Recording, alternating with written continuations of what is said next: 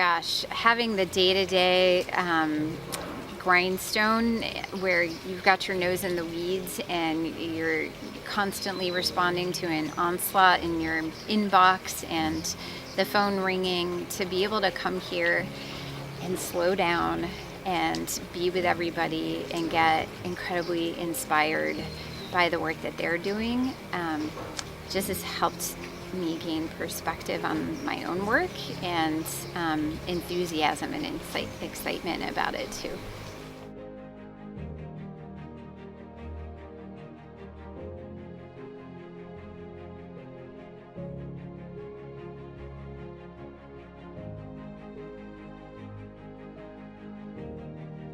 My name is Anjali Nair, and I am the founder and CEO of TIMBY, which means This Is My Backyard. And it's essentially a technology or a suite of tools and kind of an approach that helps groups at a very hyper-local level that are experiencing climate issues, environmental issues, justice issues, human rights abuse issues, connect with channels of influence, whether that's journalists or paralegals or policymakers, to kind of change what's happening at a really local level. So a lot of the world that's facing a lot of the issues that we care about are really disconnected, whether it's technologically disconnected or disconnected through infrastructure.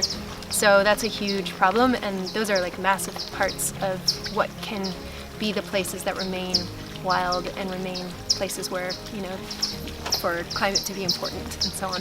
So making sure that those groups can translate what's important to them, that the narrative is framed in the way that they feel confident in and that really represents their needs on the ground is really what TIMBY does.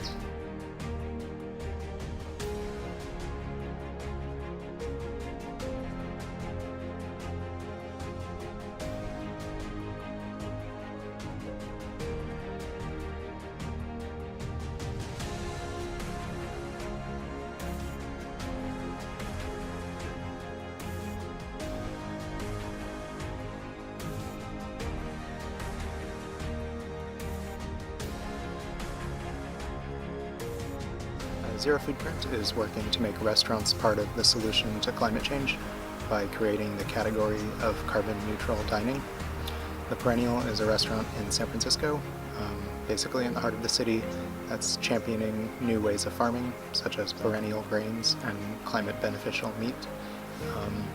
I think together you could call both of them sort of an effort to create Farm to Table 2.0.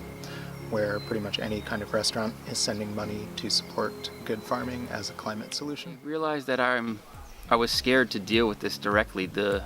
How tragic or how big or how immediate this thing has been scaring me off working on it, actually. And so this brought me back in to do it. But again, now I'm almost at a paralyzing point where I'm like, man, this is just a really big issue that affects a lot of people, and there can be a lot of pain coming. So it's super scary. What I realized about others, though, is it's beautiful how many different ways people are addressing this issue. And I learned a ton, actually, and I guess that's changed me.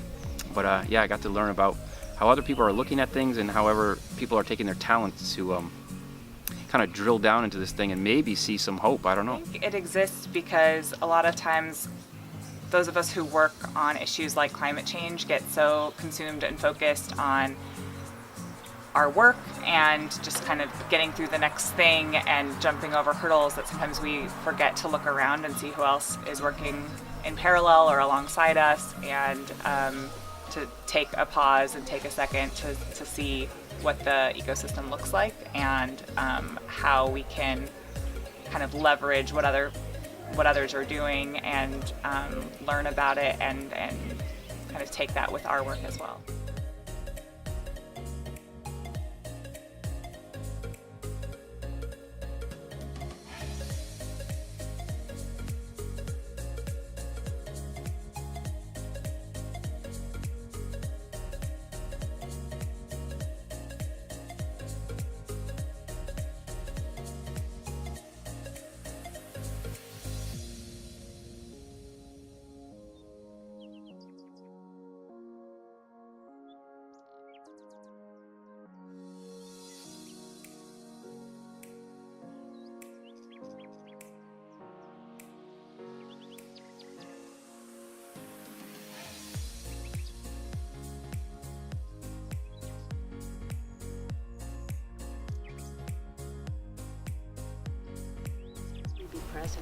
and to really be people that embody hope. Because we know we're in dire times, but each of you in your own way is helping to contribute to the larger, greater good and a source of inspiration for us all.